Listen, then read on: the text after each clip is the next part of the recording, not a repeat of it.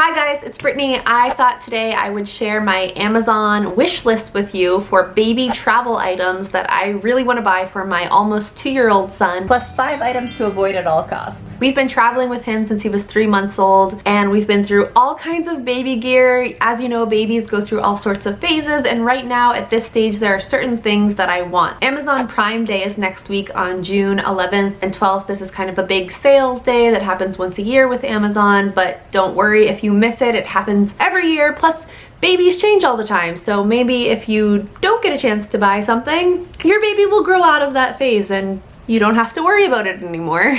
I also don't want anyone to feel any pressure to buy things. Just because there's a sale going on doesn't mean that you need to feel like you need to buy anything right at this moment. I know that this is how I feel sometimes. If you're not in the position to buy something right now, or you just don't need something but you feel like maybe you should, even just putting something on a wish list I find sometimes relieves me of feeling like I need to buy something. So if that's your case as well, think about just making a little wish list on Amazon and not actually purchasing anything. Another thing to keep in mind is that you can always buy something and then resell it on Facebook Marketplace. If you do want to buy anything on Prime Day, make sure that you have a Prime membership, and if you don't want to commit to a Prime membership, there's a 30-day trial, so you could sign up for that just for Prime Day. Alright, so I've divided my list into a few categories to keep it organized here. So the first category is my packing and travel stuff, and what I'm looking to get first of all are AirTags. If you don't know what AirTags are, it's basically like these little chip things, I believe, that you put into your suitcase, or you can put them on your child. There's like little silicone wristbands that you put the chip in and your child wears it on their arm, and essentially you can track your suitcase or you can track your kid with your phone using these AirTags. You may have seen my other video where we had this big fiasco with Air Canada last December where they lost our bags. We actually had our bags lost with Lufthansa last year as well, and it's just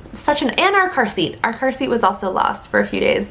So it's a mini disaster or a major disaster when you're traveling with babies or toddlers or children and they lose your bags. And so at the very least you could know where your bag is with an AirTag. Sometimes the airlines will tell you we have no idea where your bags are, but you know because you can see it on your phone. And then of course your child getting lost somewhere. I've heard of families who do Disney a lot using these and they just never have to worry because they can track their kid wherever. Another thing on my list is packing cubes, which I thought I would never say because I just, in 30 something years of traveling, I've never used packing cubes ever. Zippered up little containers, cubes to put your clothes in and all of your other travel items to keep your items organized in your suitcase. I feel like I'm just kind of a chaos monster. With suitcases, I'm always kind of just shoving things in. I really like the idea of all of us having our own packing cubes, maybe even like color-coded or something. So that's on my list to try. As usual, I will try to remember to put links down below in the description. Keep in mind that you won't know what's on sale until the day Prime Day begins or the day that Black Friday begins, so you might just have to kind of put things on a list and then wait and see if they actually go on sale. And then the last thing that I want in this category is a family passport wallet organizer thing. Basically like a giant wallet that fits all of your family's documents and passports. The only hesitation I have with this is fitting it into my fanny pack. And I only discovered this recently, but a lot of these family wallets come with something called RFID. Maybe you already know what this is. I had no idea, which is essentially a blocker that blocks your information, your credit card's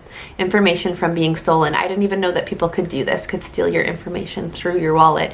But apparently some wallets have blockers on them called RFID. If you know more about this, let me know in the comments down below. Alright, the next category of things on my list are sleep things. One thing that I've been looking at since my son became more of a toddler, and especially soon that we're gonna have to start buying him a plane ticket on the plane. So thus far he's been a lap baby sitting on our lap, is a toddler airplane bed. If you don't know about these, there's all kinds of different versions of them. A lot of them are like inflatable, so there's an inflatable footrest specifically that I'm looking at that you can wedge between your seats. You can't use these in aisle seats, you have to use them by the window or in the middle seat. I know that other parents out there swear by the Slumber Pod, which is a blackout tent that goes over your baby's crib or pack and play. You can use these if you're sharing a hotel room with your baby or if you're camping with your baby. I haven't personally used a Slumber Pod, so I can't speak to that. Another really popular item is the Guava Lotus travel bed for your baby while you're traveling if you don't think you're going to be able to find a safe space to put them in. I've done a lot of research actually on travel baby beds and travel airplane beds and travel baby car seats. I will put a link to my list.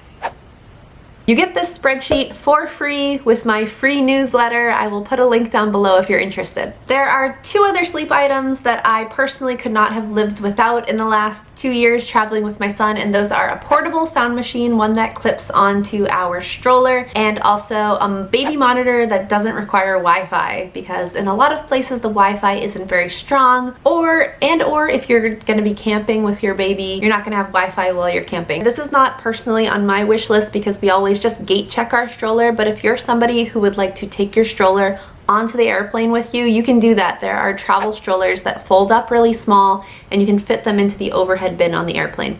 You can just check your stroller for free, that's not a problem, but I know a lot of people are worried about their strollers getting damaged in transit. So you might want to look to see if some strollers are going to be on sale. 2 really popular ones that I know are approved by many other parents are the Mountain Buggy Nano and the Baby Zen Yo-Yo. I am in the trenches right now of finding a travel car seat for my son, so this is something that I have my eye out for, specifically the Baby Trend Trooper. I made another video on this about the 5 travel car seats that I sort of narrowed it down to, and this is the one I'm looking for to see if it goes on sale. Apparently some other really great options are the Costco Sonera Next and also the Waybe Pico. I am personally a huge proponent of baby wearing. It worked really well for our family, and I would recommend seeing if the little baby carrier is on sale. This is my favorite travel item of all time personally. I know that every family is different, every baby is different, but for us, this was really essential for the last 2 years of traveling. You might also want to look into a hiking baby carrier if you're going to be doing some hiking with your babies. We actually just used our hiking baby carrier for the 3 months we were in Scotland. We didn't even bring a stroller with us. I don't know if I would recommend that, but a hiking baby backpack was super useful for us. Now that my son is more of a toddler, getting really into those toddler years, I want to make sure that I have a really good water bottle for him and a bento box for him. So these are a couple of recommendations that I found in a travel Facebook group that I'm in. So I'm going to be hoping that those go on sale. It can be tricky when you're traveling with your baby in some places. Some places don't have baby high chairs. You don't necessarily want to have them on your lap and making a big huge mess. So sometimes it's just easier to travel with your own baby high chair or like travel version of that. My friend recommended this cloth option, basically a piece of cloth that acts as a high chair. You can put it on any sort of adult seat when you're traveling. We use a hard fold up, basically like a baby camping chair fold up version of this, and it takes up a lot more space in your bag. I love it, but it's not easy to pack. It takes up a lot of space. So maybe the cloth version would be better for most people. Entertainment for your baby on travel days, maybe one of the most important categories on this list in my opinion. I feel like entertainment has totally saved us for my baby, like starting at 6 months or something, 7 months old until now, almost 2 years old. We've always needed to pack stuff to keep him entertained on the plane, and we've never had any really big serious problems with him. No meltdowns or anything like that, and I really owe it to us being prepared with entertainment and snacks. So on my list, I'm looking at Tegu magnetic blocks. I just think these are really cool. More Silly Putty and Play-Doh. My son loves these things, even though they're a little bit messy. Not so much Silly Putty, but definitely Play-Doh. We have a tablet already. If you don't have a tablet and you are okay with screen time during travel days, highly recommend getting one of these for your toddler. It really has saved us in certain circumstances. And then I guess one last thing for this list is water wows. I'm going to be looking to see if there are any other water wows that I can pick up for my son for our next trip. All right, and now what about all of the things that you shouldn't buy, that you should avoid buying at all costs, sale or not? Sorry guys, you might notice that this video suddenly looks a little bit different. It's because I can only film videos when my toddler is napping, and I didn't get a chance to finish yesterday, so I'm going to finish up right now. A travel baby bath. Total waste of money. These, you know, these travel baby baths, some of them are inflatable, and so you can fold them up and put them in your suitcase. In my opinion, these are a complete waste of space. When you're going to bathe your baby at a hotel or an Airbnb, just take a towel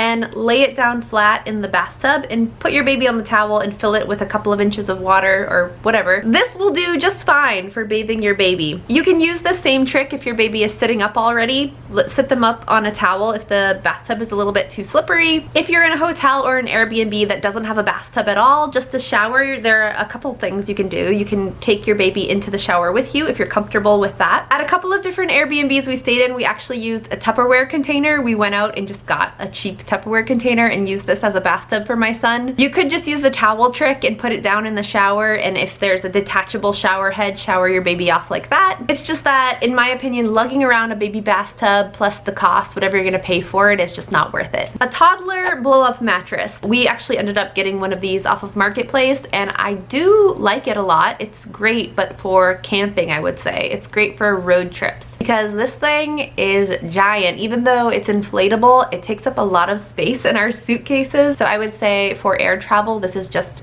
not worth it. If you're concerned that your toddler has outgrown a pack and play or isn't going to fit into some kind of crib that's available at the hotel or Airbnb, you can make them a bed on the floor using a blanket. You can ask for a cot. A lot of hotel rooms will have some kind of like travel cot or small cot that's closer to the ground that you can put your baby on, your toddler, I should say. Non-padded stroller bags. So you'll notice when you're shopping for a stroller bag for your travel stroller that some of them will be padded, some of them will be unpadded, and it's worth it if you care about your stroller to go for the padded stroller bag. UV travel sanitizer things, there's like these little capsules, containers that you can put like pacifiers into to sanitize them. These are not worth it. Like, as far as money and space, just skip these. You can wash your baby's pacifiers and bottles in the airport and airplane bathroom sinks, or you can bring special wipes to clean these items. You don't have to bring a big container that's gonna UV sanitize them. Swim diapers in a teeny tiny size. So if your baby is not yet on solid foods, don't bother buying them swim diapers. The reason for this is because swim diapers are designed to catch poop only. They do not catch pee, and little teeny tiny babies don't make solid poops yet. So essentially a swim diaper is not going to catch anything for a teeny tiny baby, and they're just not worth it. So that's it, folks. Those are 5 items to keep off your wish list. What did I miss? Let us know in the comments down below. Thank you so much for watching, and I'll see you in my next video.